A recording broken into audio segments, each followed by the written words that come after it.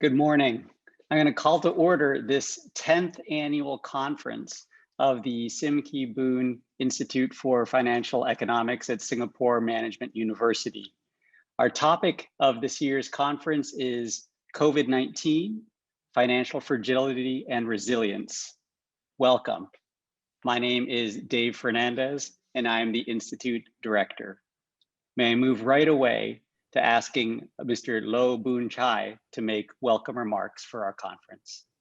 Mr. Loh, please. Mr. Loh began his career at the Monetary Authority of Singapore. He then joined the Singapore branch of the Morgan Guarantee Trust Company of New York, now known as JP Morgan. Then to Deutsche Bank, and then to Bank of America Merrill Lynch. In 2015, he was appointed the CEO of Singapore Exchange, or SGX, which is Asia's leading and trusted multi-asset exchange. Most importantly, earlier this year, Boon Chye agreed to become the chair of the advisory board of SMU's Sim Kee Boon Institute for Financial Economics. Boon Chye, over to you. Thank you, Dave. A very good morning, honored guests, speakers, panelists, ladies and gentlemen. It is my pleasure to welcome all of you to the 10th Annual Sim Kee Boon Institute for Financial Economics Conference. I believe this is the first time SKBI is holding its conference virtually, which is also a sign of the times. Today's theme is close to the hearts of all of us who have been impacted by COVID-19 in various ways. This pandemic has been called the biggest crisis in a generation.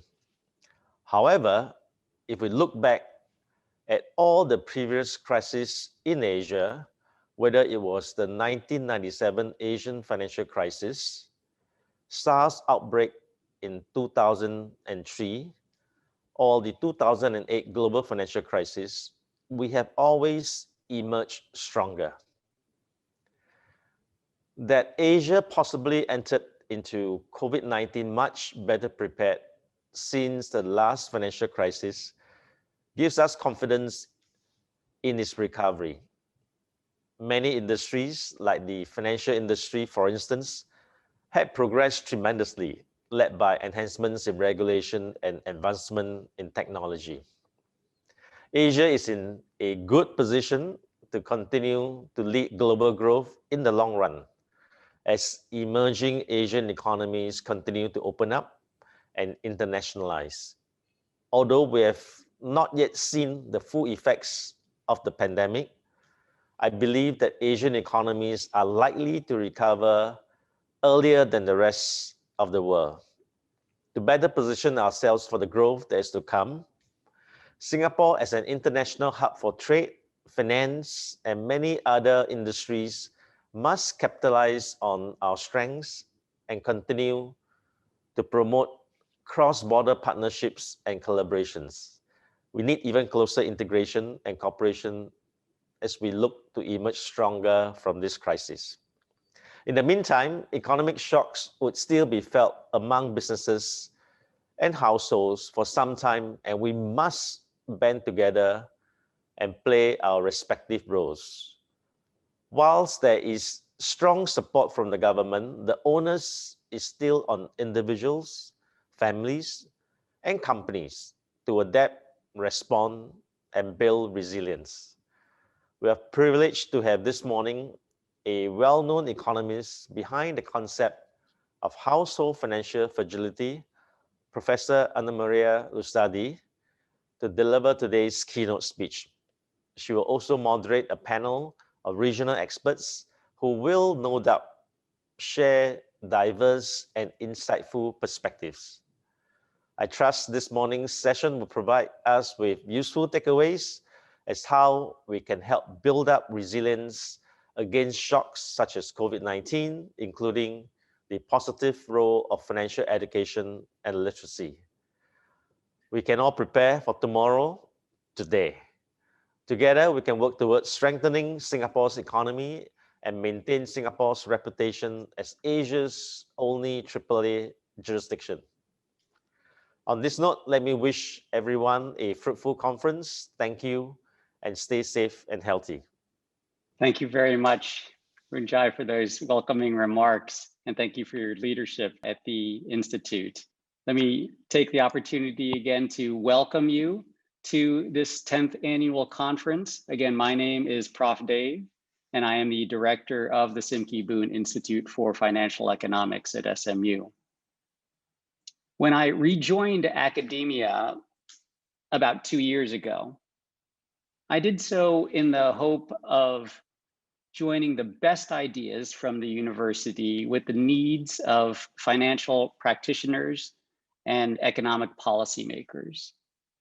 And together with my advisory board at SKBI, which includes the LKCSB Dean Jerry George, and of course, headed by Boon Chye, we've identified 4 emerging areas of research that we are focused on. The first is financial technology. The second, sustainable finance. The third, data and governance. And last, but certainly not least, the topic of this annual conference, financial inclusion and literacy.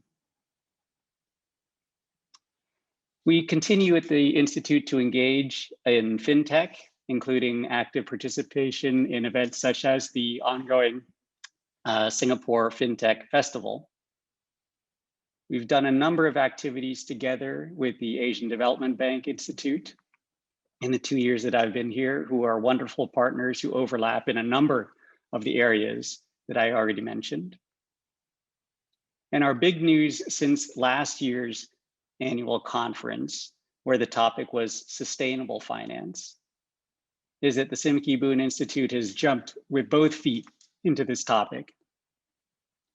Last month, we announced together with the backing of the Monetary Authority of Singapore, a partnership with Imperial College London, the Singapore Green Finance Center, which hopes to become a center not just for research and training in Singapore, but across ASEAN, Asia, and globally. And we are embarking on this backed by 9 leading financial institutions who are our founding partners. So we're off to a great start and have a promising future in our development of research and training in the area of sustainable finance. In the area of financial inclusion and education, we have already initiated with our keynote speaker today, the Asia Pacific Financial Education Institute, which will be an annual event. And we hope in 2021 to deepen that relationship with GFLEC in the area of financial education and inclusion. So with that, I'm going to introduce our keynote speaker for our conference today. Professor Annamaria Lusardi is the University Professor of Economics and Accountancy at the George Washington University School of Business. She is also the founder and academic director of the Global Financial Literacy Excellence Center, or GFLEC. Previously, she was a chaired professor at Dartmouth and also taught at Chicago and Columbia. She has also taught at Princeton University, where she obtained her PhD in economics. She is a world traveler, including a frequent visitor to Singapore. And as I mentioned, we hope to have her out here very much more in the future. But first and foremost, she is an Italian, as you will hear. Prof Anna acts as an advisor to the Italian government, where she is the director of the country's Financial Education Committee, and last year was included in the Forbes list of the 100 most successful women in Italy. So with that, I'll turn the stage over to my friend, Prof Anna. Thank you very much, David. So first of all, I am truly delighted to be here today, and not just to give this presentation, but to moderate a really impressive panel. And I have to say, I am very honored, and I was honored to be asked to co-organize this conference together with David Fernandez. And I have to say, David has a unique ability to bring together the private sector, the public sector, and academics in a way that's really unique and remarkable. And the conference is one example of that. And we have started already a collaboration working together on topics like financial literacy, financial education. And today I'm going in particular to talk about financial fragility. But before doing so, let me just tell you that last year we had the first conference of the Asia Pacific Financial Education Institute, and I had the honor and the pleasure to travel to Singapore and be there in person. So my wish for the new year is that it will be possible to organize the conference again and to travel again to Singapore. The topic today is going to cover three main topics. I'm going to talk, of course, about financial fragility, but also the role of financial literacy, and in particular, how we can improve financial resilience. And in that part, I'm going to make use, as David has mentioned, about my experience in doing this role, in my role as director of the Financial Education Committee in Italy.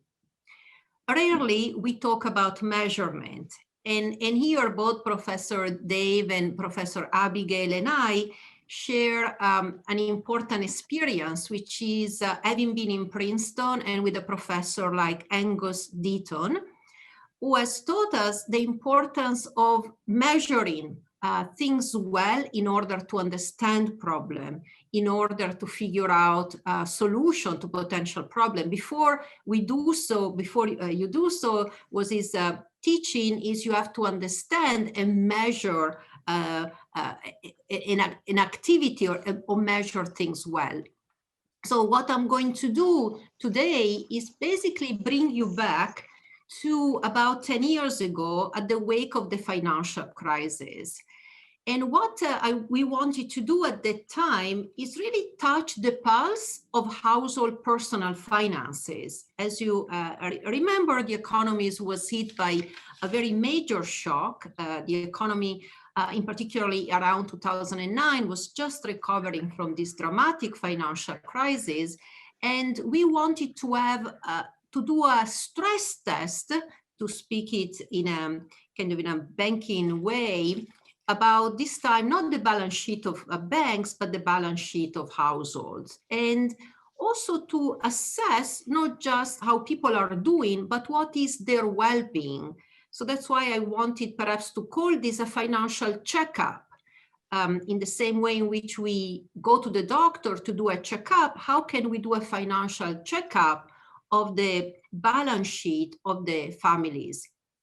I was at that time visiting Harvard Business School, and this became a project with a professor there and one of his students as well. So this is the measure we ended up designing to measure financial fragility. And again, I want to remind you that we were at the wake of this major financial crisis. And I don't want to say a lot more about measurement, but wanted to say that we designed just one question. Often you don't have a lot of questions to figure out how people are doing. You just need a few tests. And this question is composed of four important parts. First of all, we ask people what is their certainty about the capacity to deal with a mid-sized shock in a relatively sizable amount of time. So we asked people their confidence. They could come up with $2,000 if unexpected need arose within a month. All of these are critical components. So we basically look, can people manage to have resources? So we didn't ask if they had assets, but they could come up with resources in many different ways. And the $2,000 indicates a mid-size shocks. It's the cost. And we took a look at what are the costs of an average car repair, of an average household appliance repair, of an expected medical bill.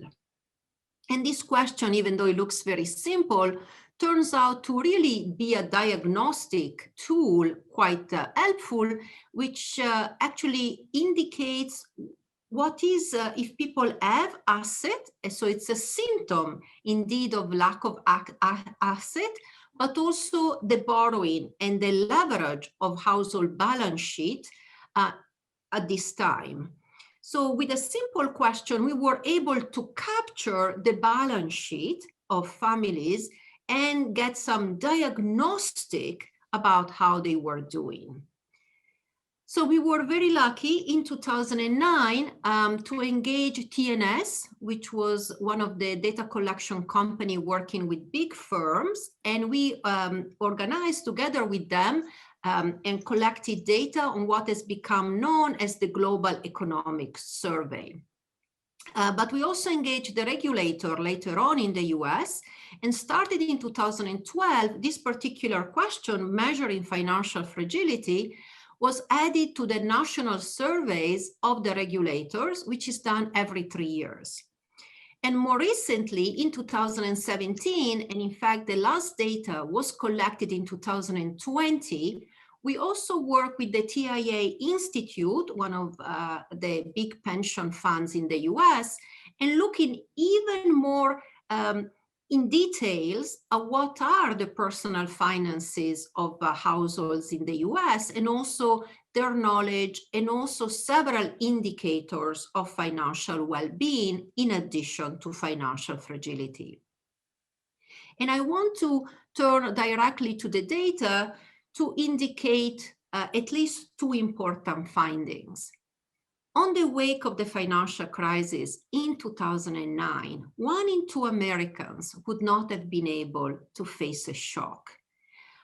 So this is just to tell you what was the state of the household at that time. It was certainly a dramatic time, and certainly a time where households were, experiencing the consequences of that crisis. And what you can also see is that over time, financial fragility has gone down as we expected.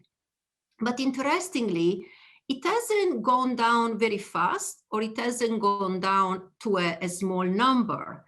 As of January 2020, and I want to remind you that in the US, January was a time where the stock market was booming, where the unemployment rate was at all-time low, and the economy was growing at more than 2%.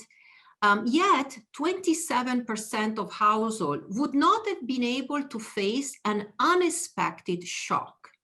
In other words, people were not able to face a small shock, let alone a big one, as the pandemic has brought upon us.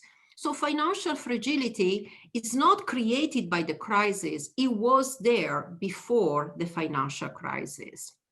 And just to give you an image that reflects what does financial fragility means and implies, I want to tell you what the TV always, in a sense, show us almost every day. These long lines at the food banks are, in a sense, a reminder of what financial fragility also means, this inability indeed to be able to face a shock. And it's interesting, we got another experiment last year when the government shut down in January 2009. And what we saw was yet again this line at the food bank happening almost right away after the government employees were furloughed, as again evidence that indeed this lack of reserve, this lack of precautionary saving, this lack of ability to come up with resources translate into dire consequences for a large share of the population. And this is the next point I would like to make, which is that these aggregate statistics hide actually large differences across the population. So I would like to look at data in 2009, 2015, which is more or less a midpoint in time. So the economy had already been recovering quite a bit from the financial crisis. So certainly it was a time of expansion, yet more than 1/3 of the population was fragile. Well, if we look within some group, what we found, for example, is that millennial young people are disproportionately financially fragile. Women are a lot more fragile than men, and also people with even middle income, not just the low income people, are fragile.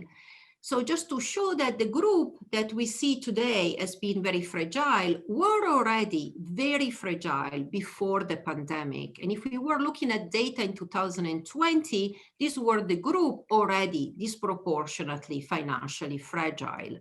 But again, you don't have to think that these are, the fringes of the population, the very poor are fragile.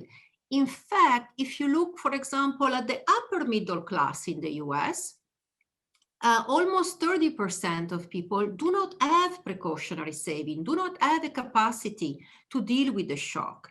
If you look at people fully employed, also many of them, a sizable proportion, we are not speaking about small proportion here, are not able to deal with the shock, and so are the college graduates. In other words, dealing with resources, making sure that you have this provision against shocks is not only dependent on income, it's not only dependent on education and having a good job. There seems to be something more going on. And, today, a good income might not be a good guarantee that you are dealing well with your personal finances. So I hope you are seeing where I'm going to, which is, there is something more we need to consider when we see, for example, people not providing for, uncertain time, not providing for a difficult situation, not providing for times where things might not go very well. So one of the things we noticed right away back in 2009, we had added question on financial literacy to the survey, and we had added at that point very simple questions, only measuring knowledge of the most fundamental concept, things like, do people know interest rate and interest compounding? Do people understand inflation? Do people understand risk diversifications? These are, of course, the basics that should lead and should guide all of the financial decisions.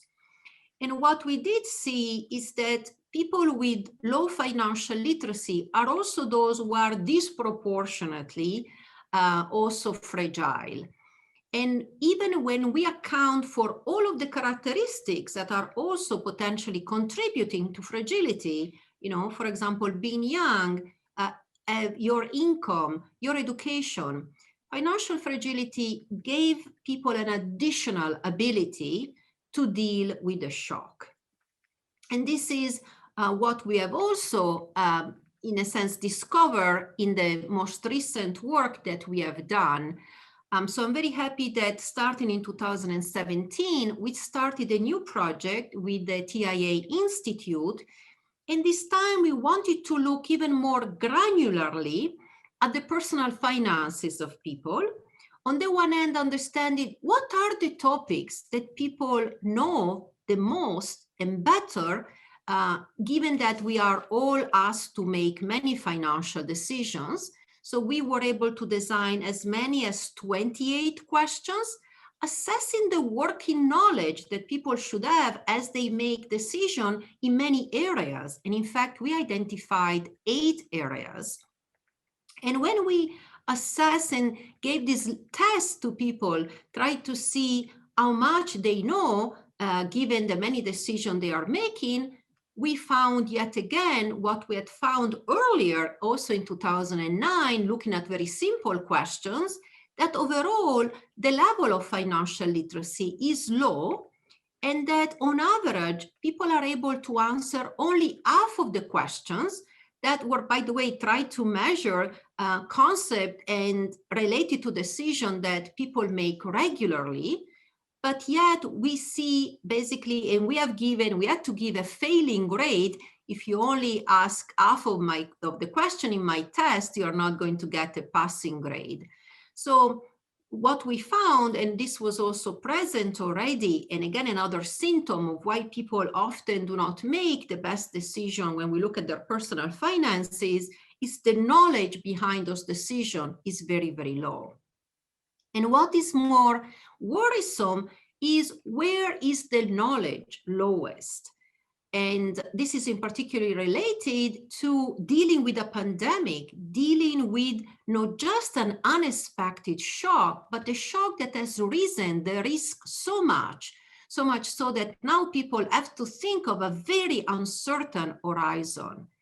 And of the 8 areas that we have considered when we designed this test, which goes from decisions about borrowing, saving, earning, and consuming, unfortunately, what we found is that the knowledge is particularly lowest and weakest in the area of comprehending risk and insuring. Of course, it is the area which is also most difficult, but it's also the area most important to deal, for example, with a financial crisis. Does this knowledge matter? Well, it matters, and it matters a lot. And what I want to report here, since I have as many as 28 questions, I can divide people into 4 groups. And from those who can answer a lot of questions to those who can answer less than 1/4 of the question, less than 7 questions. And what we found is this very, very strong link with financial fragility. And it is those, yet again, which have a high knowledge that also are more financially resilient, that are less financially fragile. And this relationship, this very strong relationship, is present even if I consider 2 people with the same income or 2 people with the same education. In a sense, financial literacy is almost the mirror image of financial fragility. People who know relatively little are also those who have not made provision, are also those much more, unfortunately, unable to face a shock. In this, and remember, this is, by the way, before the financial crisis hit. These are the reserves that people had in a time of expansion. In this survey, we also ask another, I thought, important questions, in particular to look at the well-being of individuals. We just ask how many hours people spend thinking about and dealing with personal finance issues. And we then look at those hours divided across level of financial knowledge.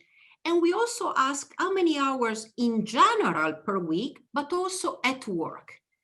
And the findings are stunning. In a time of economic expansion, so this is January 2020, people with low financial literacy spend 12 hours a week dealing with personal finance issues. This is a day and a half of time. And it's those hours, 6 are at work. So employer, please be aware that employees and your workers, in particular those who have low financial literacy, have a lot of worries, spend a lot of time worrying and dealing with personal finance issues. This is another indication that, lack of financial literacy has consequences. Not only it makes people more fragile, but it also makes people use a lot of their time dealing with problems at home and at work. Let me turn now to Europe, because a lot of this work that we have done throughout the years has also, in a sense, got some interest in Europe as well. And I would actually like to start with Italy.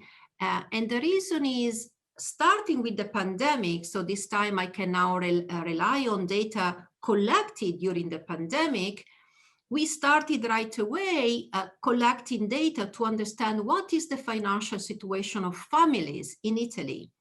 So, we started this data collection right away. And in June, we were able to get a good enough sample of more than 5,000 households in Italy. And what we saw yet again in Italy too, is that people who were more financially literate actually dealt with the pandemic much, much better. So, and I rather than reporting a number, what I reported here is the message that we had described and told, in Italy at that time, which is, financial literacy has acted as a shield to protect families against the shock. And we could see it looking at the data during the pandemic. And more generally, this was a work we did also during the pandemic, but we didn't have enough of the data. But together with a group of researchers at Bruegel, we started looking at similar data like the one in the US via Europe and see, what was the financial fragility of European families, before the pandemic? Is the situation similar in Europe as well? So we were able to access data from Eurostat, and the questions that they ask is somewhat different than the one we ask, but not very different. They also ask basically what the family were asked to self-report, whether they were able to deal with an unexpected required expense of the size of more or less a month of income. So I think, this is somewhat similar to our $2,000 shock.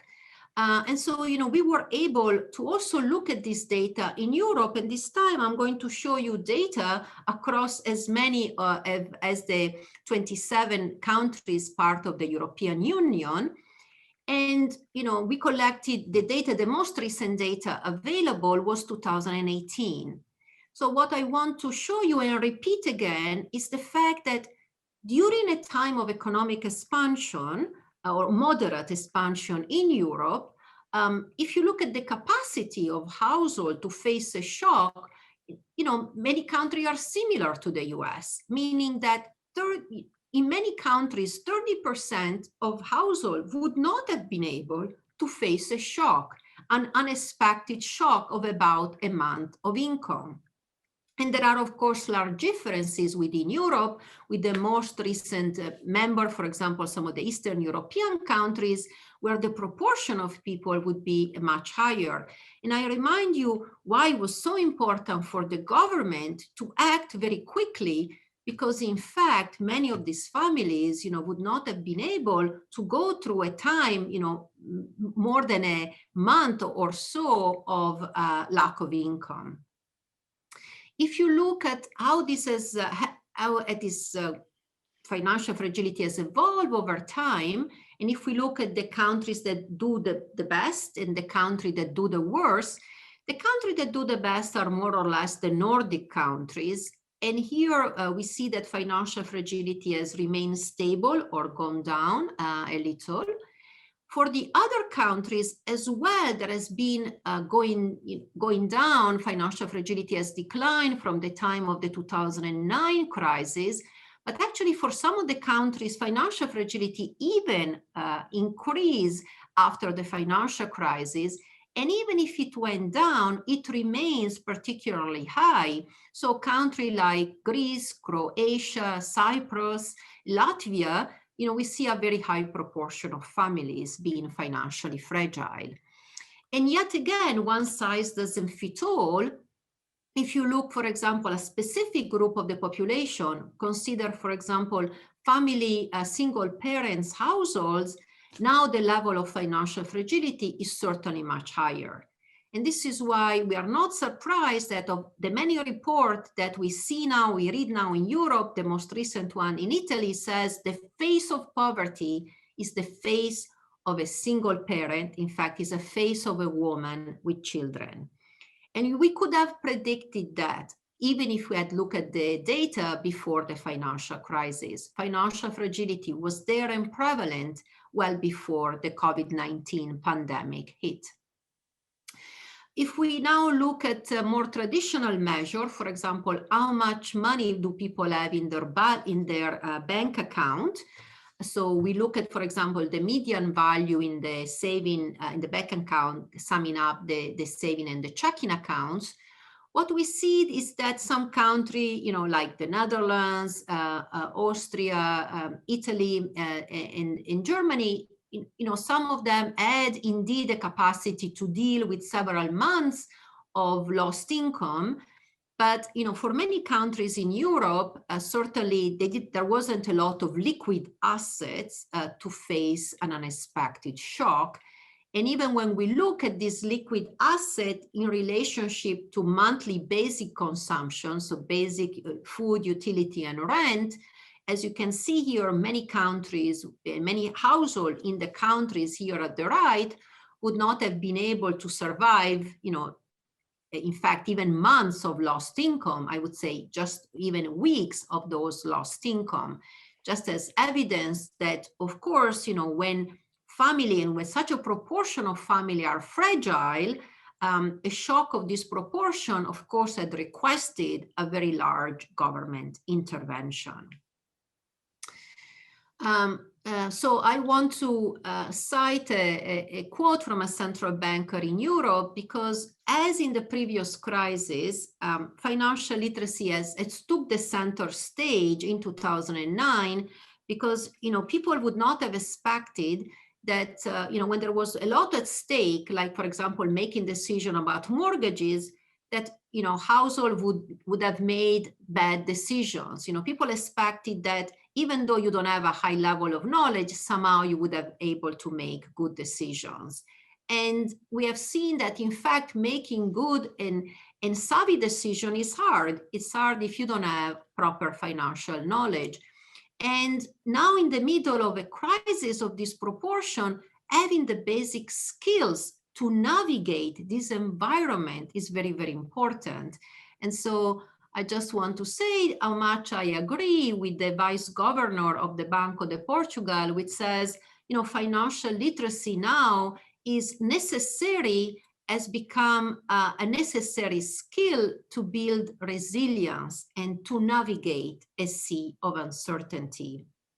And this is, in a sense, where I would like to take you next, which is that, if you look at financial fragility at this simple measure, first of all, they were there even before the pandemic, and many families would not have been able to face a shock, a mid-sized shock, and that financial fragility was high even when the economy was doing well. So we saw very low level of precautionary savings. And what I wanted to remind you is there are lots of incentives. We told households how important it is to save for the long term, but we didn't say very much about how important it is to save for the short term, which is one of the important tenets of personal finance. And unfortunately, the level of precautionary saving were certainly inadequate in many parts of the economy for people to be able to even deal with a small shock. I also want to remind how large are the differences in financial fragility in the population, and remind you that one size policy is not to do a lot, that one size doesn't fit all, and that financial illiteracy is another important source of fragility, in particular because the areas in which people know the least are exactly the area that matter the most in time of crisis, which is risk and risk management. I always say that, sailing lesson show all of their worth when we face a storm. And this is one additional evidence that, when we are facing a storm, this basic skill just becomes so important. And unfortunately, without those, we have not been able to provide ourselves a shield to protect against shock, small and big. So what are some of my considerations? Looking forward, I wanted to say, repeating the word I like very much of of our initial speaker that says, we need to emerge stronger for this crisis, and in particular that this crisis gives us an opportunity to reimagine the future. And I want to say we should not go back to the normal, because that normal was not good enough.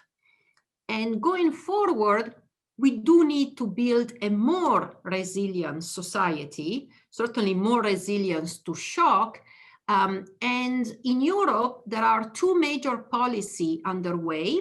One is the OECD recommendation on financial literacy. The OECD, after many, many years of work promoting financial literacy, a few months ago has issued a recommendation to its member state to promote financial literacy. A recommendation is not a law, but is certainly a very strong and tall order, I would say, and a strong recommendation to all the member states. And more recently, the European Commission has integrated financial literacy in its Capital Market Union Action Plan. So one of the plans of the European Commission is to create, of course, a capital market union and to try to channel savings to productive activities, in particular the higher saving that now people are accumulating within the pandemic. And they finally realized that to do so, we need to set up a series of changes, and one of them is to increase financial literacy. So given this, and given these statistics, what can we do? And this is why it was important to show the data before we come to this consideration, which is that in this situation, we really need large and scalable programs. The level of financial literacy, for example, in the US, which is the country which has one of the most developed financial markets, is also low. And it's also low in countries like Italy, for example, which is a country that belongs to the G7, yet we see very, very low level of financial literacy. And in many of the countries in Europe, apart from few of the Nordic countries, we see very low level of financial literacy. So it's important that we start with the young and, for example, have financial education in school. We also need financial education where the adults are. Also, the adults have very low level of financial literacy, and that's why financial education in the workplace are important. And I've also mentioned earlier that the employer are going to bear the cost of the financial illiteracy anyway. So the question is, how do they want to pay for that financial illiteracy? And overall, we can try to be where people are and go to learn. For example, one of the first initiatives that the Financial Education Committee in Italy did was to build a website which provides a source of information, rigorous, simple, but also very detailed, so everyone can get information, advice, and data, and also suggestions if they have issues with or questions about personal finance. And I really hope that this crisis gives us also an opportunity to think of rebuilding and rebuilding a new ecosystem that is not just functioning, but where we can have indicators, where we can try to achieve certain objectives. And so as a policy recommendation, maybe even following the OECD, I want to go a step further and say, let's add financial literacy among the indicator of well-being. We have several indicators we look at, from GDP to, the stability, and so on. But financial literacy itself is a very strong indicator, and financial fragility too, of what is the state of the situation of household and their personal finances. So we can try to add a little bit more these indicators. And certainly when we look both at financial literacy and financial fragility, we see a very different group. We see many vulnerable groups, and this vulnerability has been exacerbated by the COVID-19 crisis. Inequality, I think, has never been so high. It was already there, it was already present, and I think it had already the sign of being potentially, in a sense, very problematic. And I think now it has exploded. So as we move forward, we have to think, how can we build indeed a more inclusive society?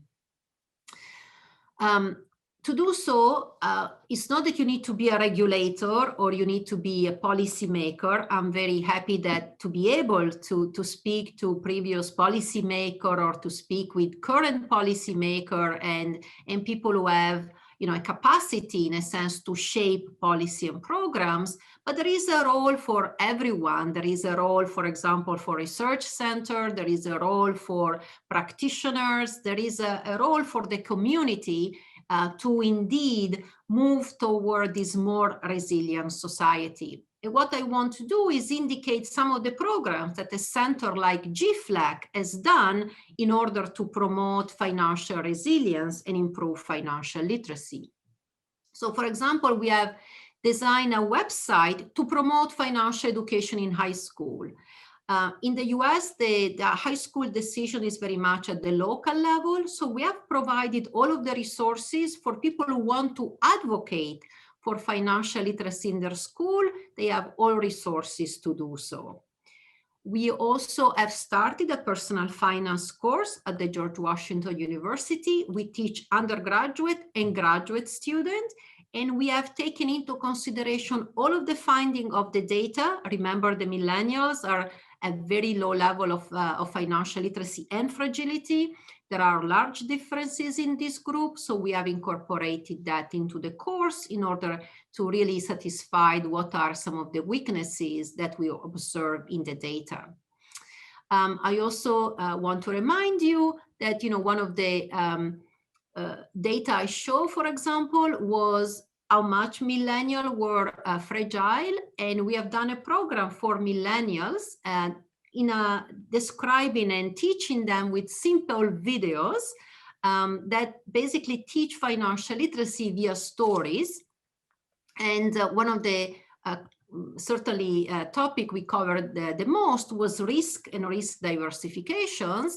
And we were able to test, by the way, the effectiveness of these videos as well. And interestingly, they improved the financial literacy and decision, not just of millennials, but also of the population as well. And more recently, we were actually very happy to work with the New York Stock Exchange, and we have designed financial, basically wellness program for the big firms at the New York Stock Exchange. And what I wanted to show you is this picture where we ring the opening bell at the New York Stock Exchange after we unveil this big plan and this big financial wellness program for the big firm in the US. But let me conclude with this image, which is kind of a reminder to all of us that life can be a storm and we need to make provision for when times are bad. But it's a very poignant pictures because this picture itself actually was stolen. So not just is a picture of a storm, but the picture has got stolen from this famous museum in Boston, just to tell you how difficult sometimes storms are. And I want to leave with the final questions of whether we should indeed add financial resilience as part of policy. Thank you very much. Thank you so much, Prof Anna. We're going to be turning now to our distinguished panel, but before we hear from them, to hear about their experiences in Asia Pacific, I want to thank you, Prof Anna, for a detailed and rigorously researched keynote address on this critical and frankly alarming topic of financial fragility, and importantly, how to build financial resilience We appreciated hearing about the experience in the United States, in Europe, but I'm excited to turn to our panelists next for this roundtable discussion. Before I do, I want to make sure that our webinar participants know that there will be a time for Q&A, hopefully at the end of the panel. If you would please put your questions into the Q&A part of your Zoom screen, and we will put those together. And so don't put those in the chat, put them in the Q&A area so we can pass them on to Prof Anna. So it's my pleasure to introduce our panel. Muhamad Chatib Basri is a senior lecturer in the Department of Economics at the University of Indonesia, which is an academic partner of SMU. He has held fellowships and visiting professor positions at Harvard, UCSD, here in Singapore at NTU, and at the ANU, where he obtained his PhD in economics. From 2013 to 2014, Pak Dede was the Minister of Finance of the Republic of Indonesia. And in 2014, he was awarded the Mahaputra Medal of Honor, an honor bestowed on Indonesian individuals in recognition of their outstanding service to their nation. Chuchi Fonacier is the Deputy Governor of the Financial Supervision Sector of the Bangko Sentral on Filipinas. In her career at the BSP, she has helped to shepherd important financial sector legislation through the Philippine Congress, including the Securitization and the Special Purpose Vehicle Acts. Also under her leadership, initiatives are implemented aimed at leveraging on technology and finance and the use of artificial intelligence. And as a result, the BSP is seen as a leader in the areas of AI and data management.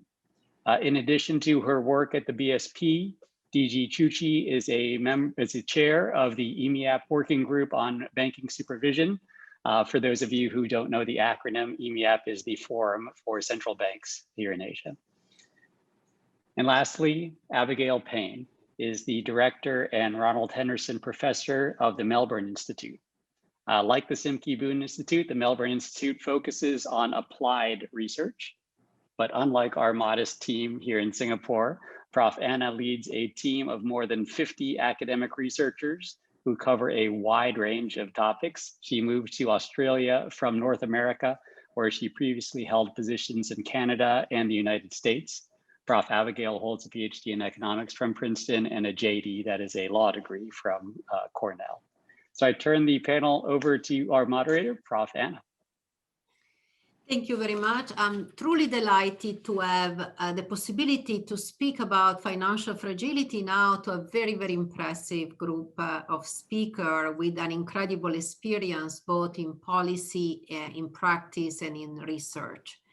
So I'm actually going to turn first to Dede to speak about the situation in Indonesia. And, you know, we certainly don't expect that the situation in Asia is similar to the US or Europe, but, you know, certainly this virus has been a global problem.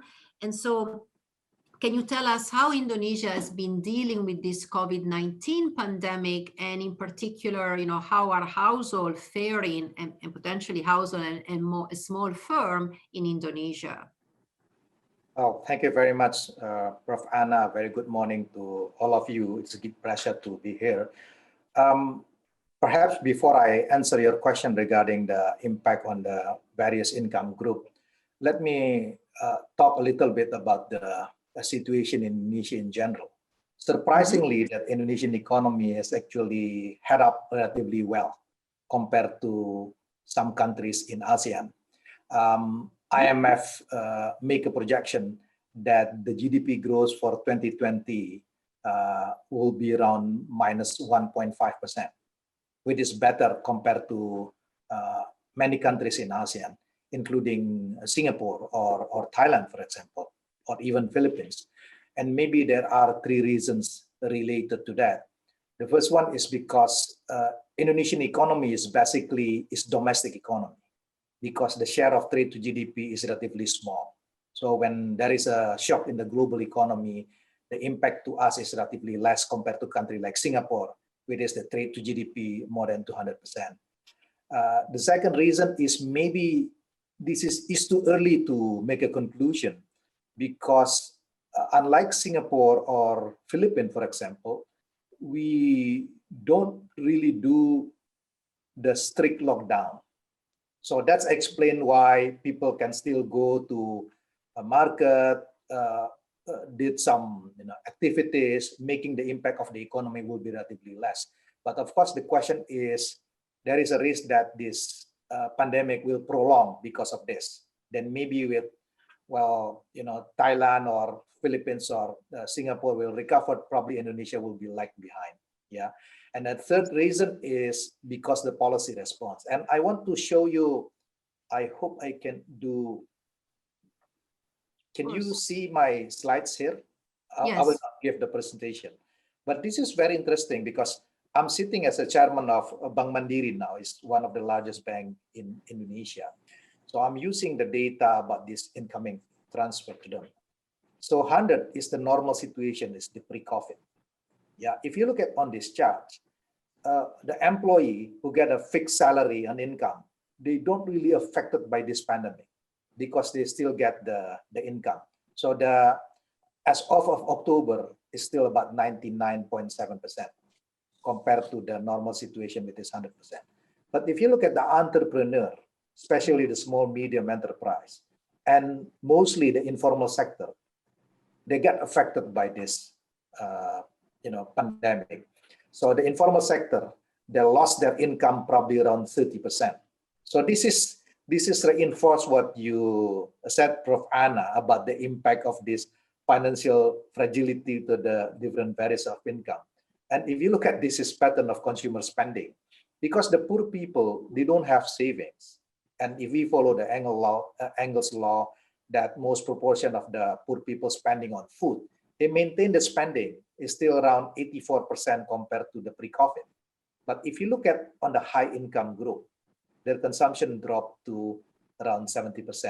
So the one who spend the money is actually the poor, because most of their consumption is on food, whereas the non-essential goods decline.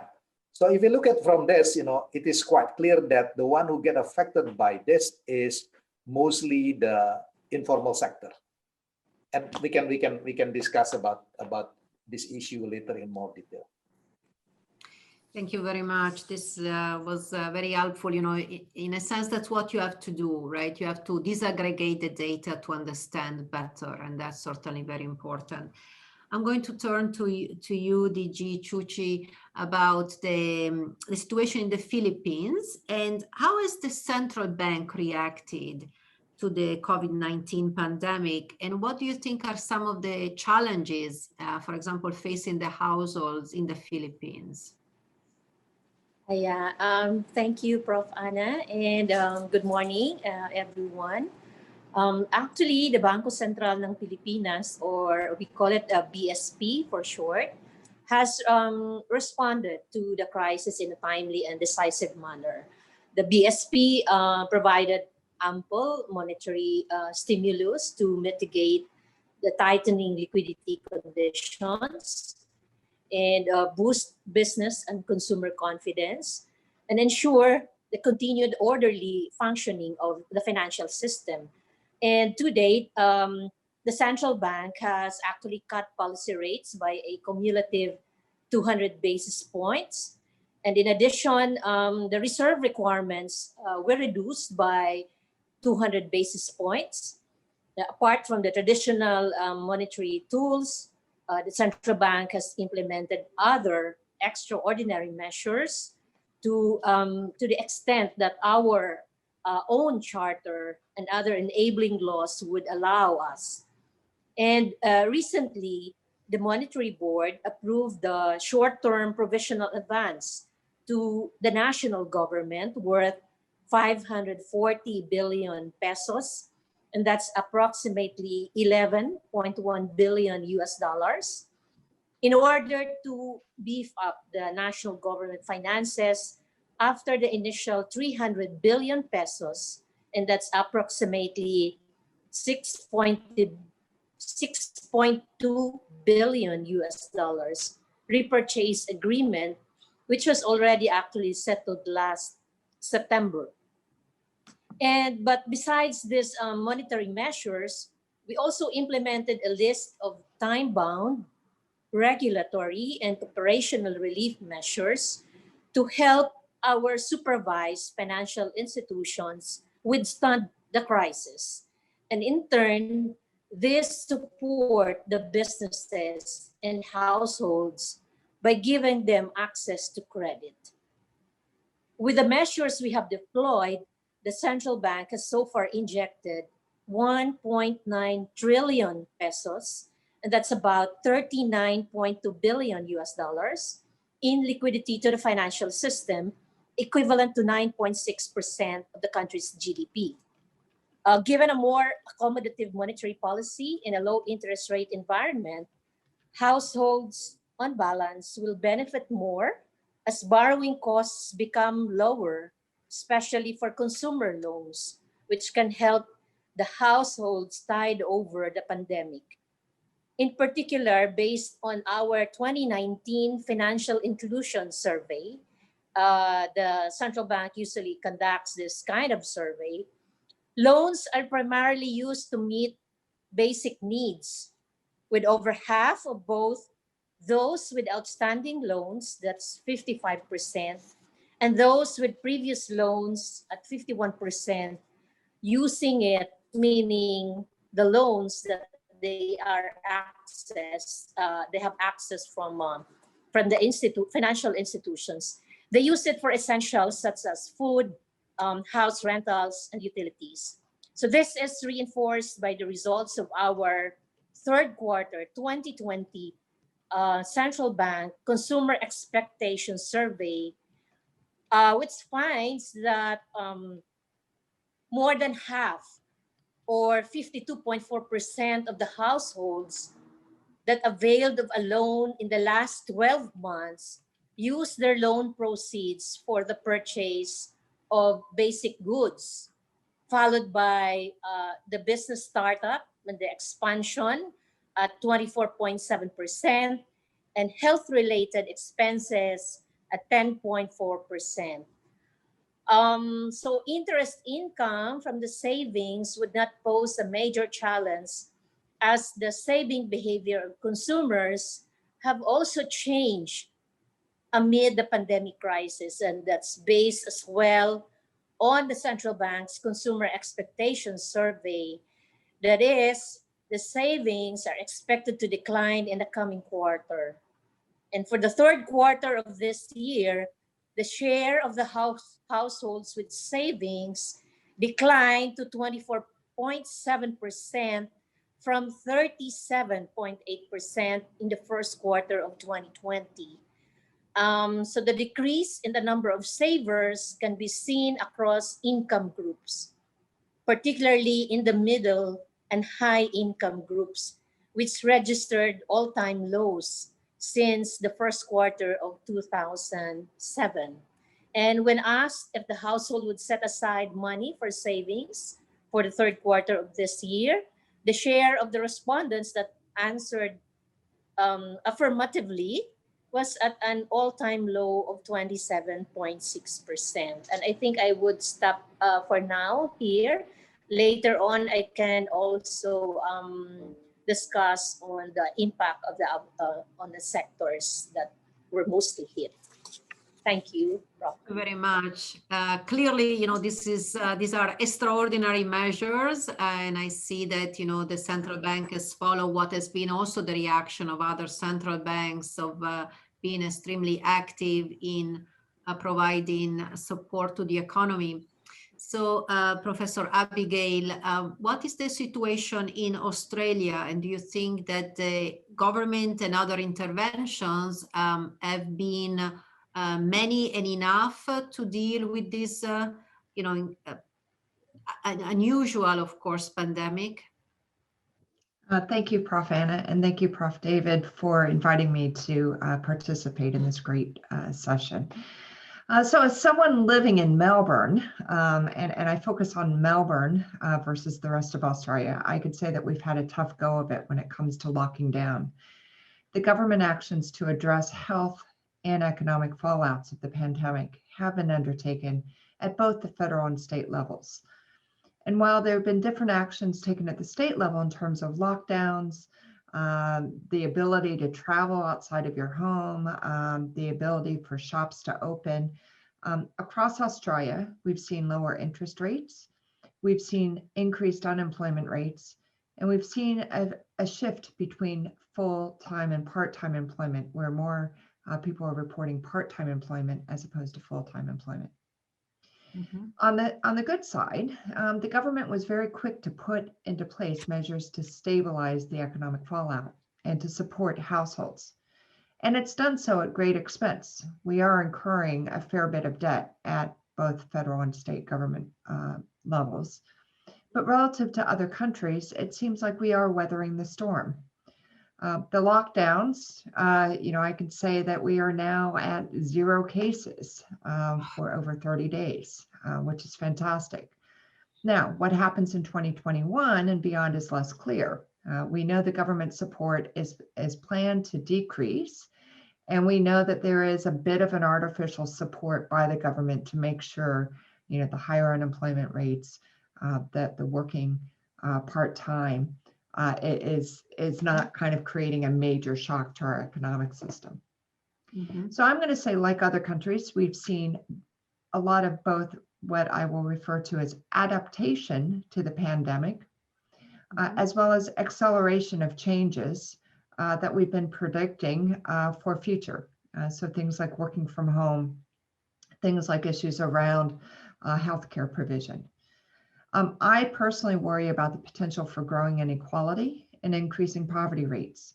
And I know our macroeconomists are worried about economic growth and housing stress, especially when we think about what our neighbors, not necessarily our neighbors along the Asia Pacific, but our neighbors in the United States and other major countries, how they're going to weather this pandemic. Thank you so much. Actually, you were able to lead us to the next question I wanted to ask to each of you. And actually, there is also questions coming in on that topic. But let me start, coming back in a sense to Dede here, but it's going to be the same question this time, which is, crises are never neutral.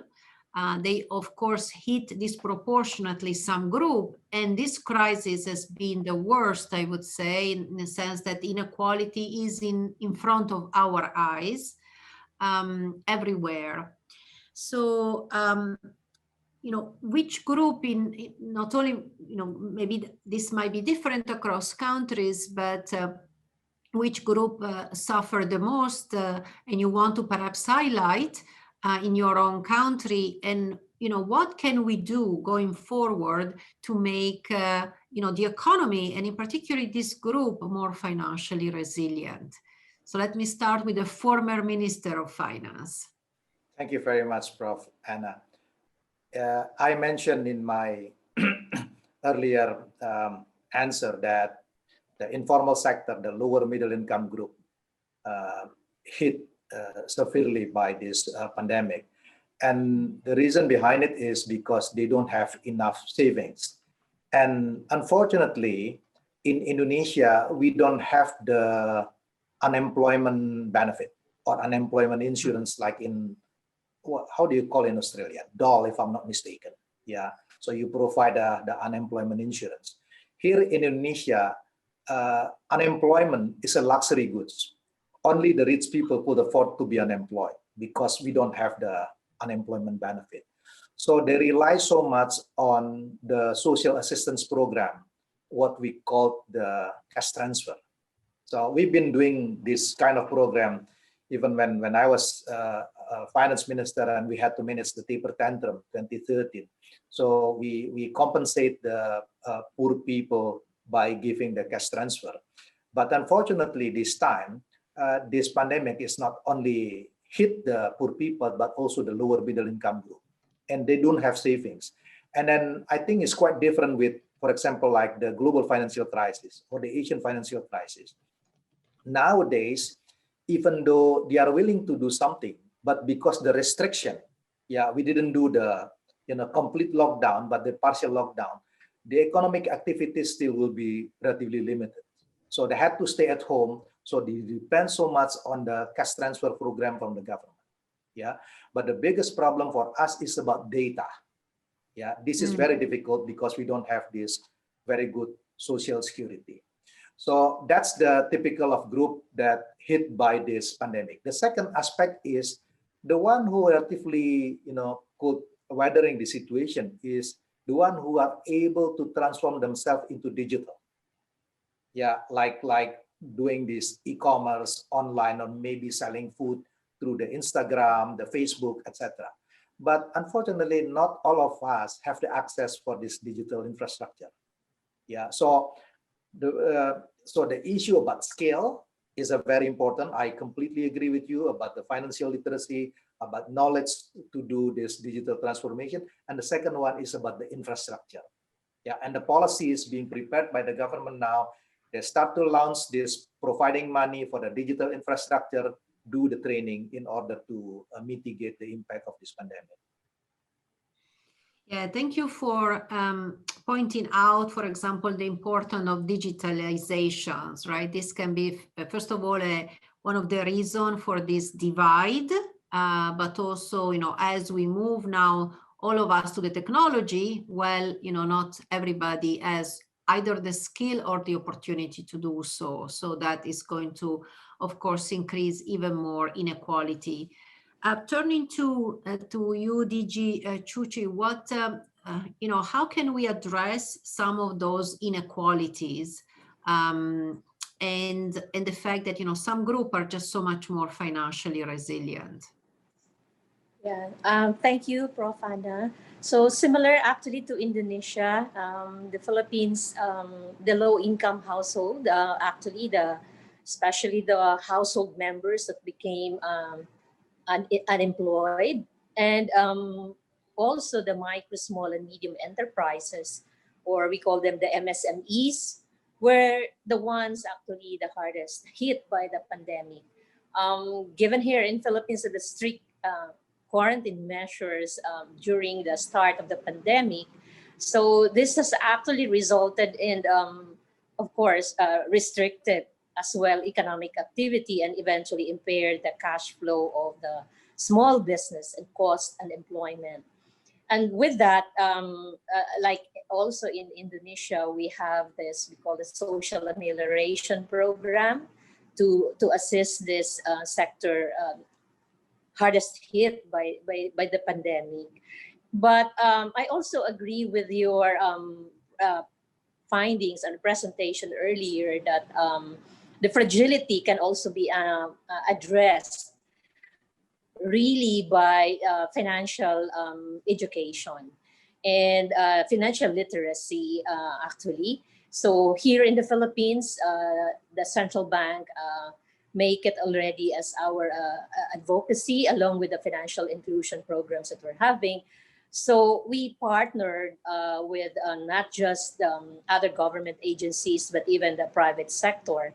So on the government agencies that we have partnered is the Department of Education, that's Ministry of Education in the other countries. So Department of Education for including let's say some modules, or should I say insert in some of those programs of the DepEd in the curriculum for the from kinder to the grade 12 program levels. The financial literacy matters, because also in our survey that we conducted as in the financial inclusion survey, we found out that only about 3 to 4 out of 10 can answer financial basic, actually the very basic financial literacy questions. And so that would, of course, be touching upon the vulnerable sectors, which is the low-income household, because even if there is a social amelioration program, then if they're not really well informed about how to properly use this financial assistance by the government, then it cannot it will not be able to address the basic problem on how to really manage their own personal finances. So that's actually a program that meaning on the financial literacy, financial education, that we also partner, not just I mentioned with government agencies, but in the private sector as well. So here in the Philippines, for this coming year and for the last 2 to 3 years already, we're holding this financial education summit, wherein all of the stakeholders would gather and exchange notes and be able to really focus on where, what segment that the government as well as private sector would work on to be able really to address this particular issue on financial literacy. Thank you, Prof. Anna. Thank you very much. And turning to you, Abigail, what do you think can be done to make some of this group more financially resilient? Yeah, so I'm going to draw on a couple different data sources. So let me first draw on something that the Institute's been running since early April. It's called the Taking the Pulse of the Nation. It's a representative survey of Australians. We started out weekly. We ask questions around employment, mental distress, financial stress, a whole range of things, but kind of short in order to see what that pulse is. And so I've recently taken that data and explored the correlation around reported levels of financial stress and poverty as measured at a regional level. So kind of think of it as labor market levels. And what we're finding is that for the working age population, the areas with higher poverty rates, not too surprisingly, are experiencing the highest levels of financial stress. But what is a little bit more striking or disturbing for me is that this financial distress is observed even for those who are reporting that they are working full time. Exactly. So I am worried about the long-term effects of the pandemic of areas with high levels of poverty. So, we've kind of been improving our poverty rates, but are we now going to start reversing? And to the extent that you think of financial stress as a precursor to poverty, if we don't address fragility, stress, my concern is that we're going to be at serious risk of reversing these trends. Now, in terms of other groups, a lot of emphasis is placed on younger ages, those recently out of high school or out of post-secondary education. And that's a big group. And those are going to be the groups that have lower skills. But we need to also think about adaptation across age range. And so we have to be careful about the middle age and more established workers, because do they have the right resources for adaptation? So what we know from another, using census data over a 10-year period that would have covered the Great Financial Recession, as some of you may know, Australia actually really wasn't hit by the Great Financial Crisis, but we can show that individual households cycle in and out of poverty. And so the short-term effect is employment, the longer-term effect is skill development.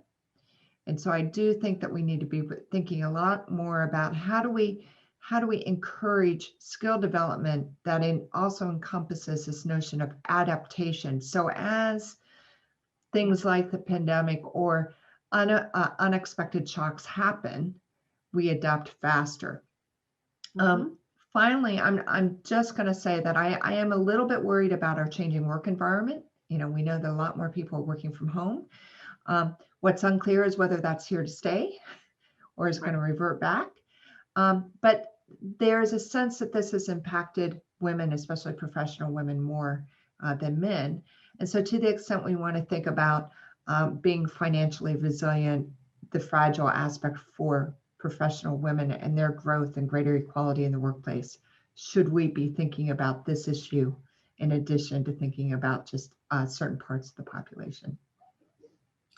Thank you for saying that, because I think we'll probably come back to these questions in a moment, because I see that there are some questions coming in. But before I do so, I want to come back to a topic I mentioned in my presentation, which is, let's look forward, let's reimagine the future for a moment, because, we have this incredible group of speakers.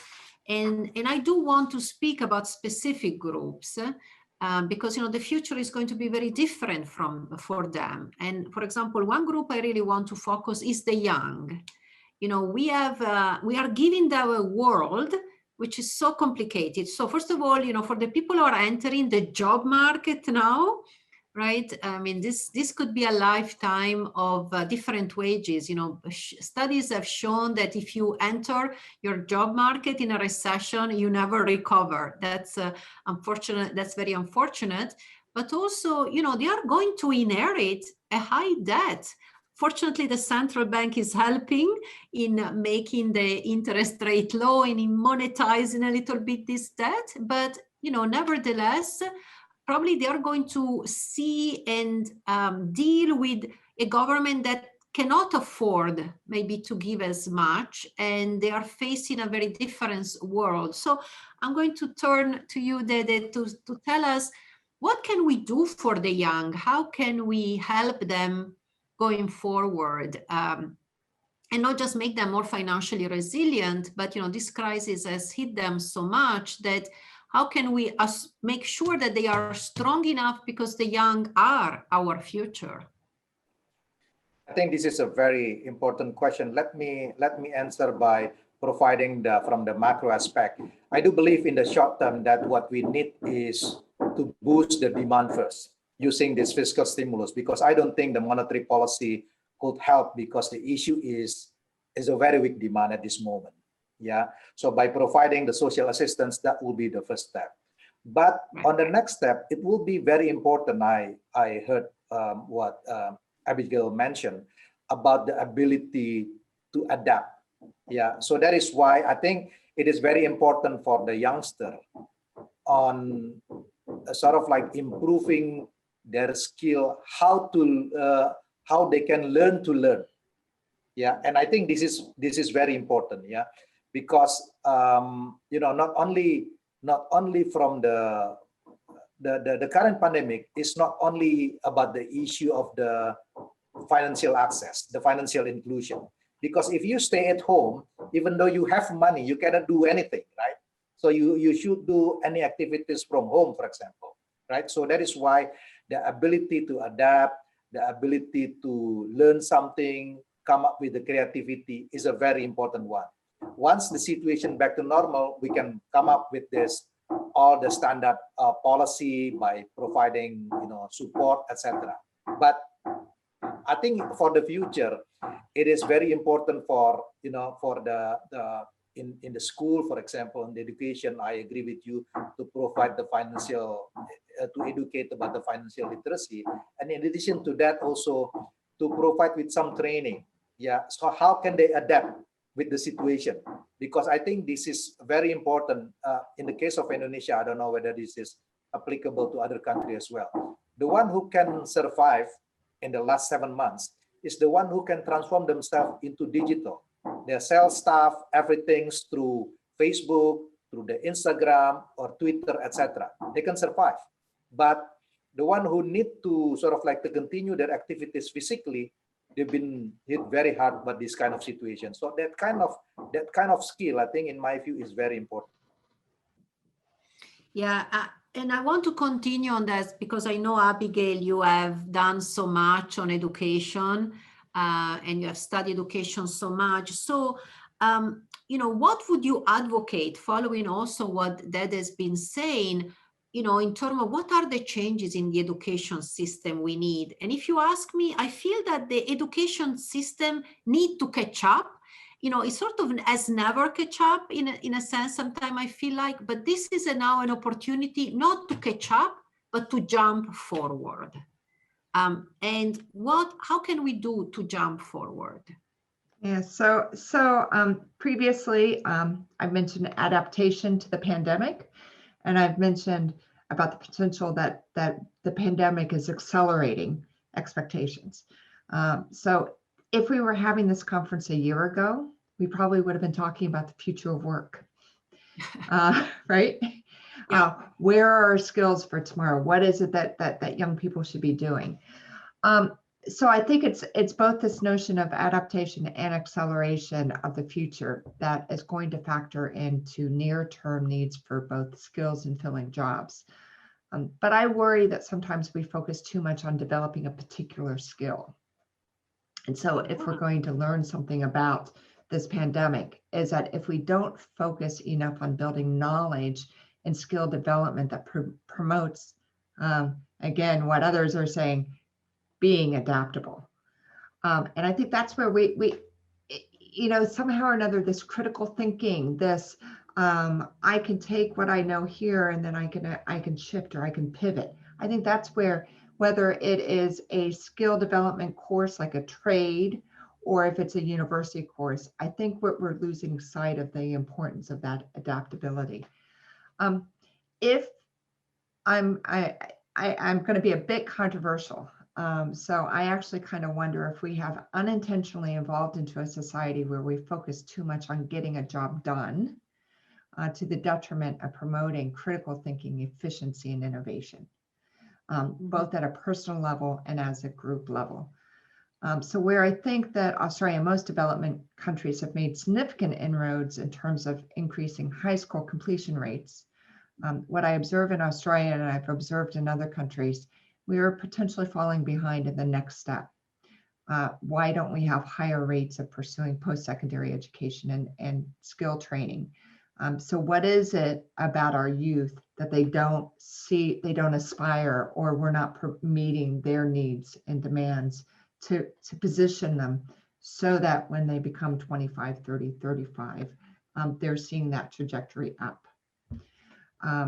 The last thing I'll mention, just because from Australia, you mentioned debt. Getting an education is costly. One of the things that I think, whether it's around financial resilience or I think it's around education, is that Australia has this system in place called the HEC system, where basically it's a deferred loan and it's tied to your income tax. And it's once you start making money, you start paying it back. And so I think other countries should be studying the HEC system and saying what's working about that, so that when a student leaves school, they aren't overly burdened with so much debt that they can't afford to buy a house, they can't afford their basic living expenses. Yeah, that's actually so important. That's another thing we need to think about going forward. Education is so important now, but the cost has increased so much as well. And so, how can we empower these young people now to do this education, but also bear this cost in a labor market, which is going to be, so difficult and so uncertain. I'm going to continue on this part of this digitalization, and I want people to start sending their questions. I see a few because I'm going to turn very quickly to some of the questions, but here I still want to hear a little bit about this digitalization. So now we are shifting to digital, and I'm going to turn now to DG Chuchi. We are all using technology for our financial services, which is good and fast, but boy, I think it also bears risks. And particularly now, because we have shifted very quickly. And so it seems to be an ideal time, unfortunately, for also, problems, in particular for, many people who are not really digital. So what are the risks and benefits of going digital here, and in particular for households? Yeah, the pandemic has forced people used previously not really embracing digital services. But now with this situation, we have embraced the digital sphere, and we can actually harness this to make sure to leverage on the welfare enhancing financial services. And in fact, even before the crisis, the central bank had already been pushing for the digital transformation in the country's financial services. Because we also believe that the promotion of the financial technology and digitalization will lead us toward achieving financial inclusion. And from a financial supervisor's point of view, as head of the financial supervision sector here in the central bank, we can look at these advancements in digital payments services also in the way we supervise the financial institutions. That is, we make use of it risk-based.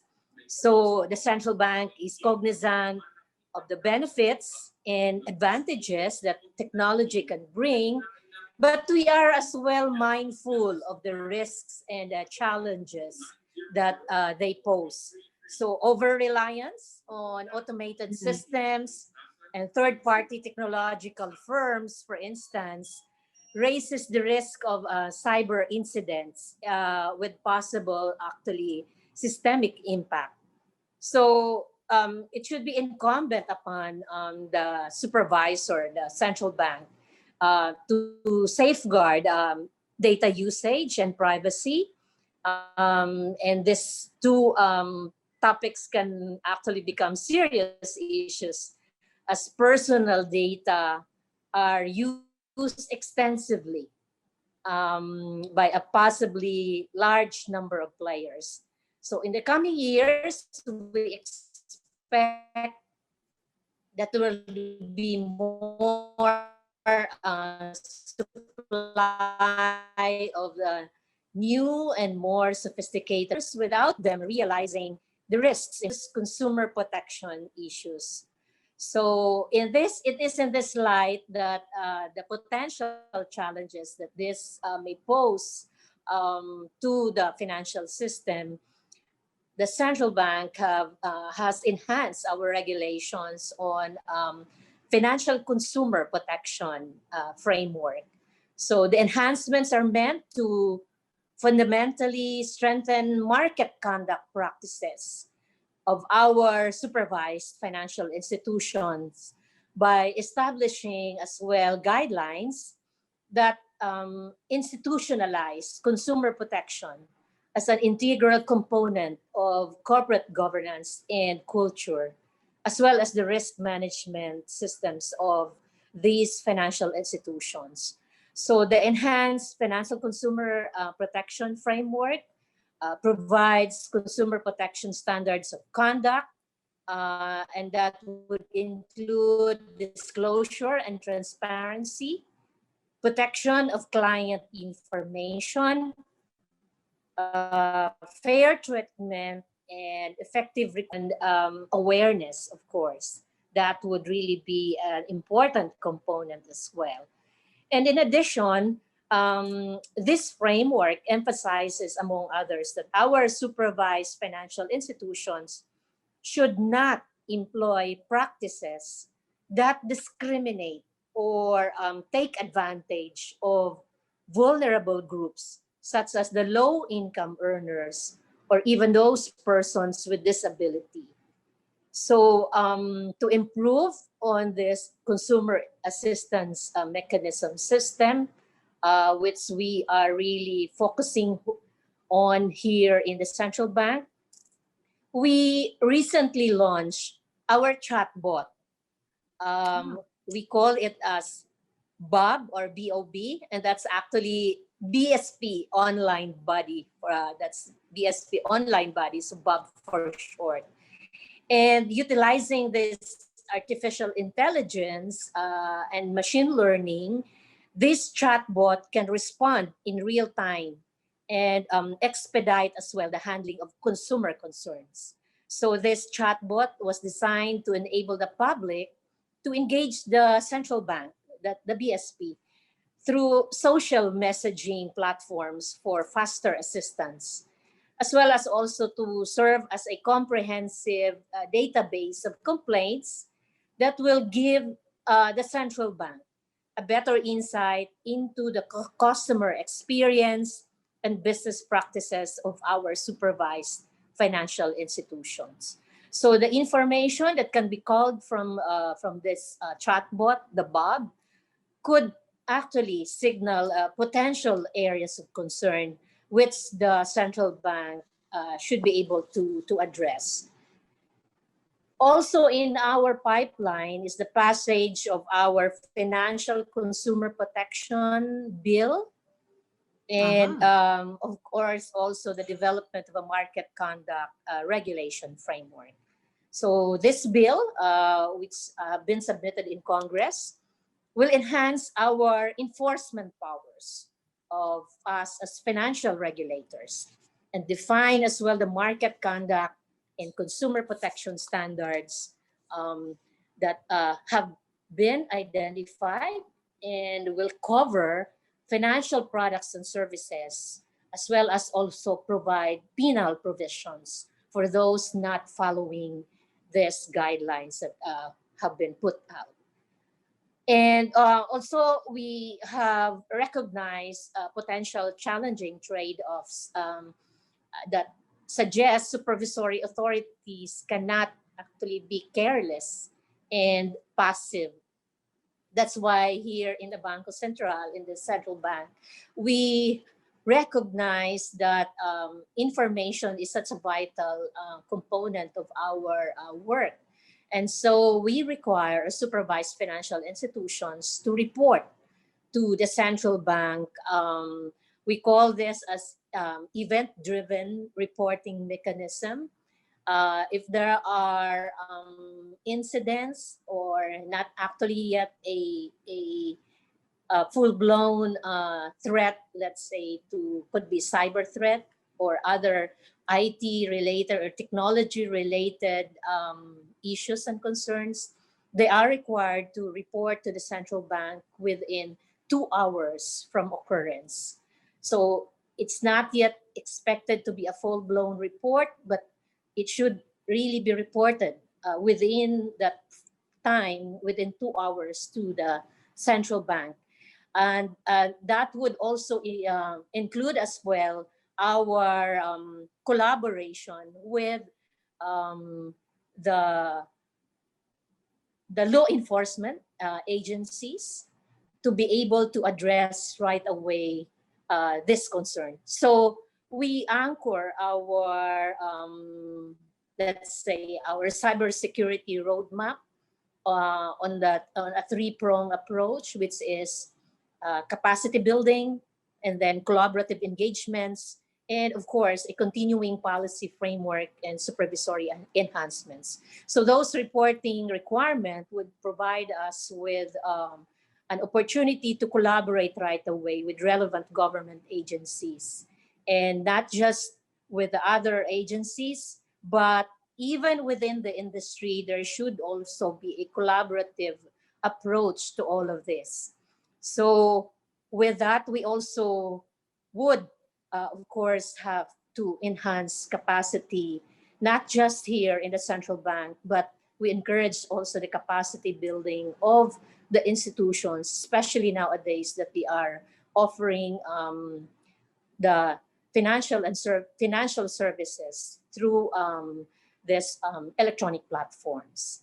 So I think I would end up here for now.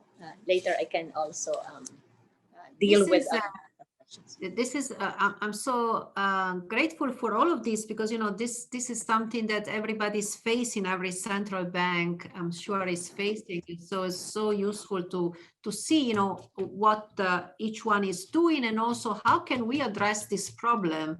This has happened so quickly, and perhaps this is something we should have done anyway, and so we had to do it now quickly. And it's great to hear all of this collaboration because that's a very important problem to tackle. I'm going to turn to questions because there is a very important question that actually came in a while ago, and I want to ask to each of you because it's important but difficult. And it is, is gender equality important in preventing financial fragility? So it's it's a questions that I would have also I have idea but difficulty to answer. So I'm going to turn first to Professor Abigail. Okay. Wow. So the short answer is I do think gender equality is important. It's going to be important along several perspectives.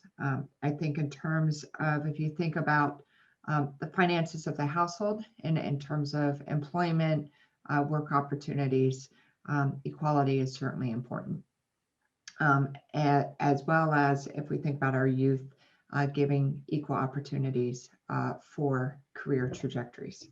The second area is if we think about household finances, what our research shows in Australia, and I think this would be true in many countries, is that while if you look across household dynamics, the proportion of households represented that are by single parent households, where single parent households are usually female dominated, while that is a low proportion, conditioning on single parent households, a very high proportion of those households would be classified as being in poverty, would be classified as experiencing probably financial fragility, financial distress, as well as probably mental distress in terms of balancing things out. We also observed that while across the population you see people cycling in and out of poverty, you see higher levels of persistence of poverty by single parent households. So thinking about financial fragility, financial stress through a gender lens is very critical moving forward. And Dede, I'm going to ask the same question to you. This is a question that came in. So is gender equality important in preventing financial fragility? Oh, yeah, Prof Anna, definitely, because I'm talking about the case of Indonesia in particular. Yeah, I mentioned about the sector that, or the group of the people that impacted severely by this pandemic is the informal sector. And if you are talking about informal sector in Indonesia, are mostly women, and also, you know, quote unquote, the youngster, yeah, in this group. So that is why addressing this issue of this gender gap, gender equality is a very important, yeah, by providing social assistance, etc. And one thing that perhaps, I don't know, I lost the connection earlier, whether this been discussed or not. I think it is very important to provide the so-called the home technology. So for example, that women stay at home, can do some activities while they are sort of like, you know, taking care of their children, etc. So the issue of this gender equality, I think it is very important to be addressed, especially because the impact, you know, we can see the impact mostly on the informal sector. Thank you. I know for the central bank, I don't know how important gender equality is or the focus on gender equality, but I am still turning to you to tell us a little bit more about this topic, either in the Philippines or what could be also the central bank perspective on such a topic. Yeah, thank you, Prof Anna. Yeah, actually here in the Philippines, gender equality is, should I say, yeah, we should really push for gender equality, but what's prevailing here right now is that I can cite, like, for instance, here in the central bank, of course, we haven't had yet a lady governor, but next in line, like in my case as the deputy governor, 2 out of 3 of the deputy governors are women, are ladies. And so even down the line, I don't know if maybe it's just, should I say, the blossoming of the careers of the women here in the central bank, but I can speak like in my case, in my own sector, we call it sector because it's a financial supervision sector, it's really female dominated. And that I think it was brought about by, I don't think that it's really a conscious, let's say, conscious effort of the women here to be rising to the top, of course, of their careers. But I think it's really on the dedication and hard work of these women here that so we became female dominated right now in my sector. If I can mention, out of the 25 senior officers here, about 18 of them are women. And I'm not saying that the dedication and hard work is lacking in men, but I think it's born about by women managing the household as well. So with that kind of a background, I think it became natural already for these career women to, of course, give their best. Same thing as when you are managing your household, you also have to do it your best, to give it your best shot, of course, because it's the family that's the family's welfare is at stake. And so with that kind of culture, I think that's where now Filipino women here, being career women, has brought with them this kind of cultural, should I say, background that makes them excel in their field. And so I think it's important, and there's a connection for the gender equality as well as of course with ensuring the welfare of not just, let's say, the households, but even businesses. So here we can of course address financial fragility because of consciousness of women to of course ensure, as I mentioned, welfare. So be it in the family, be it in her business, or be it in her career as well.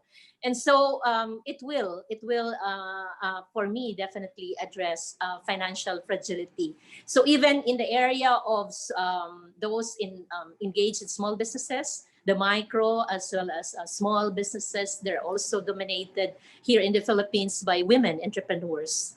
In fact, the microfinance area here would mostly cater to the women. The women, the one being in these groups, so you know, you're familiar, I think, with how microfinance operate. So even in that sphere, also the women are more and more assuming the role of a leader in those particular small groups that they're having for the microfinance. And so I believe that the gender equality should really be made to be capitalized to be able as well to address the financial fragility issue. Thank you, Prof. Anna. Yeah, thank you. You know, in a sense, we are going to see a changed world, and there is an opportunity for women to really show their leadership skills and to really show how well they can manage a crisis that requires unique skills. And so maybe this crisis is also an opportunity for women to emerge. I have to say, I'm very encouraged with what's happening in the US. Apparently, the new administration is going to give a very big role to women. So, you know, we will see finally, you know, what indeed women can do. And I have to say, DG Chuchi, that I you know, if I look at the former central bank, Janet Yellen, or if I look at Christine Lagarde in Europe, they are doing really well. So I think in terms of central banks, women seem to be excelling as well. And I'm sure it's the same in the Philippines. So thank you very much. I am going to turn to a question which is really difficult, I think, overall to answer. And you know, the question was also specific about financial literacy, but I'm going to try to ask it in general, which is, you know, this time there is a big discussion everywhere, of course, about universal basic income, right? And also, you know, everybody has been talking about this, how important it is. And also, you know, in the context of financial literacy, one can think about, could universal basic income of government transfer even boost financial literacy? I know that's a hard question to ask because, you know, I don't know that any of you has done research on this, but I'm sure this discussion of basic income sure has come up in many places. I can tell you it has come up a lot during the presidential discussion, presidential election here in the US. It has come up in Europe a lot. So let me see if there is somebody who can answer these questions, and also if there is a, you know, if you also want to think what is the potential link as well in terms of boosting financial literacy. And because Abigail, you are running a center with 50 researchers, I'm going to turn right away to you. Thank you, Professor Anna. This is something that actually I am thinking a lot about. I can't say that personally I'm a big fan of basic income, you know, kind of a flat rate basic income, but it has gained a lot of attention in a lot of countries. And I think the principles behind a basic income we should be thinking about. So let me give it from a perspective, you know, in the United States, we have the earned income tax credit, which basically levels people's up. And there's a fair amount of research that's been coming out suggesting that there are long-term effects, positive effects of having that in place. It's sometimes harder to see the short-term effects. So I think that is a component we should be thinking about of how do we take the lessons from the EITC and build off of that. So that's one component. In Australia, my sense, and I have to couch this because I've been living in Australia for 4 years, so I don't have 20 years of experience here. But my sense is that if you fall through the cracks, Australia provides a lot of support. But my concern is that as you're potentially falling down those cracks, are we providing enough support? And I think that's where the basic income concept comes into play. And so things I and some of my colleagues are thinking about is what are mechanisms where, you know, where you can help support household finances, because everyone's going to have finances that cycle up and down. And there's going to be a period when they just are having a hard time making ends meet, even though they're trying their best. But at the same time, do you want to say, well, you can only use it on food, or you can only use it on daycare, or you can only use it on, go down that list? Or is there a mechanism kind of more akin to the ITC that say, here's something you can use? And then the question is it a grant, a transfer?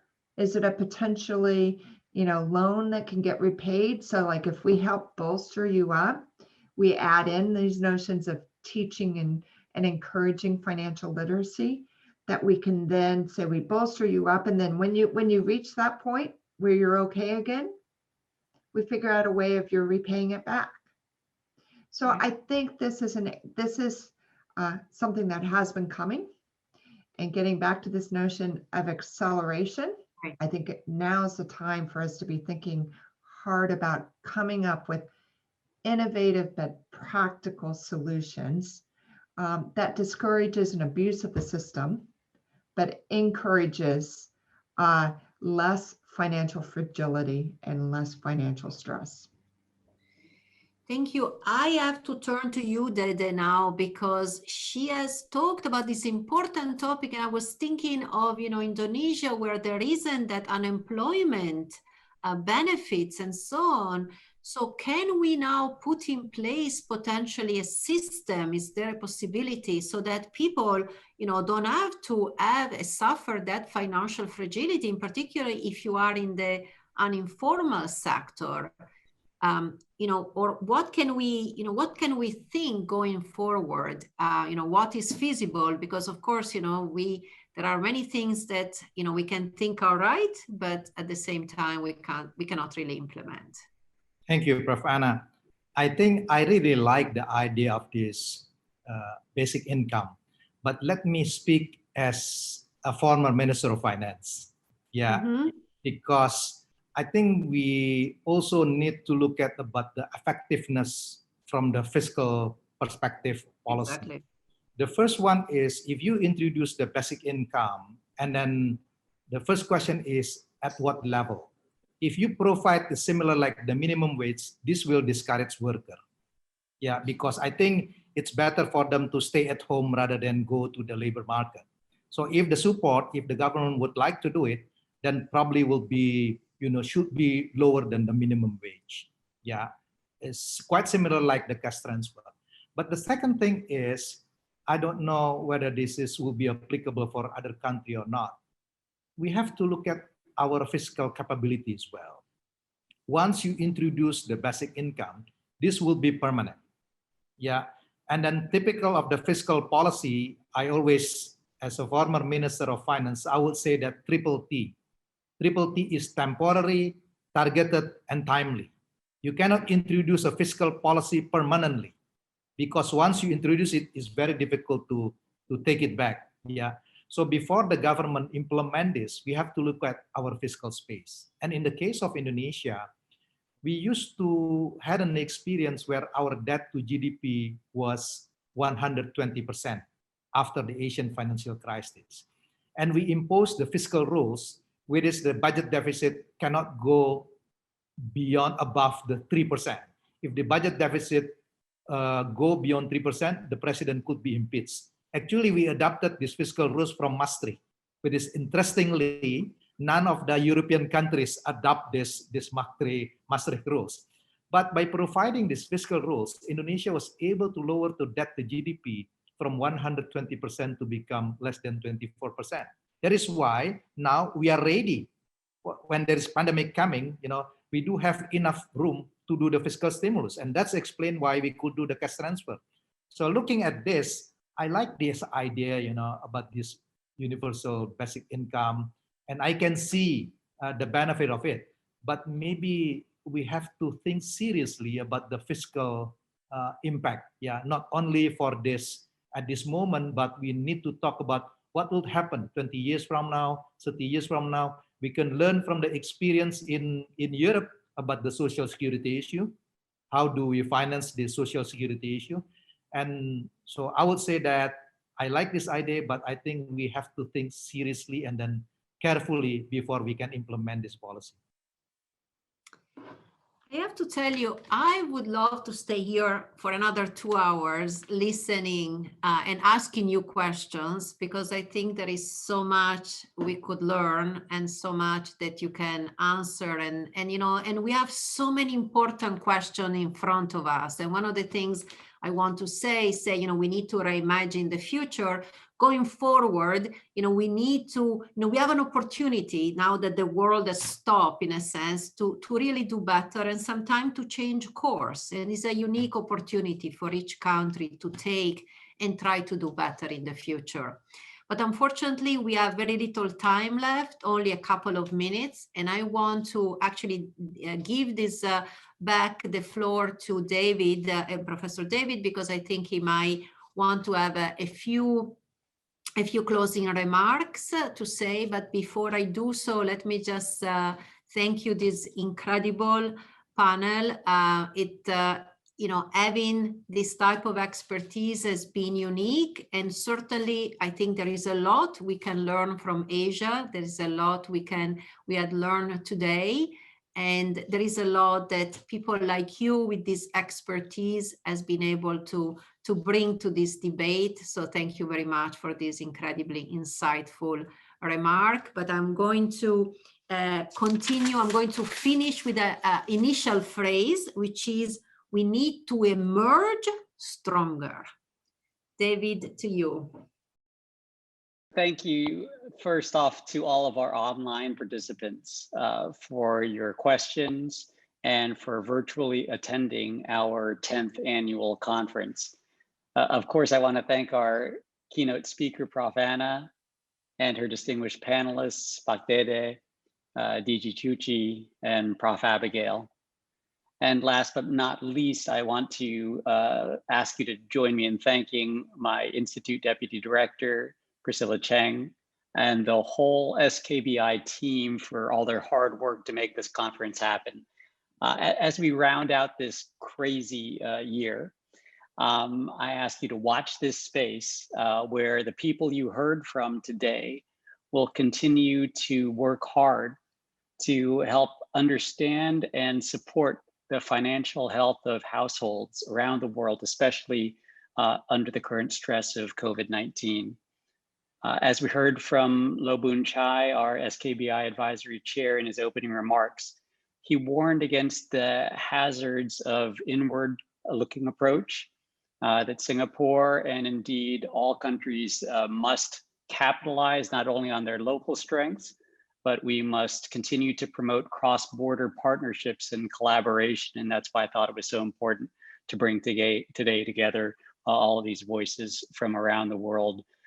We need to help households to emerge stronger from this crisis. And to do that, we need even closer integration and cooperation in 2021. So next year, please look for even more Institute activities in this important area of financial inclusion and education, including the GFLEC Cherry Blossom Conference in Washington, DC in the first half of next year, likely in April, and SKBI's Asia and GFLEC's Asia Pacific Financial Education Conference in the second half of next year. Until then, please stay safe and resilient, and thank you very much.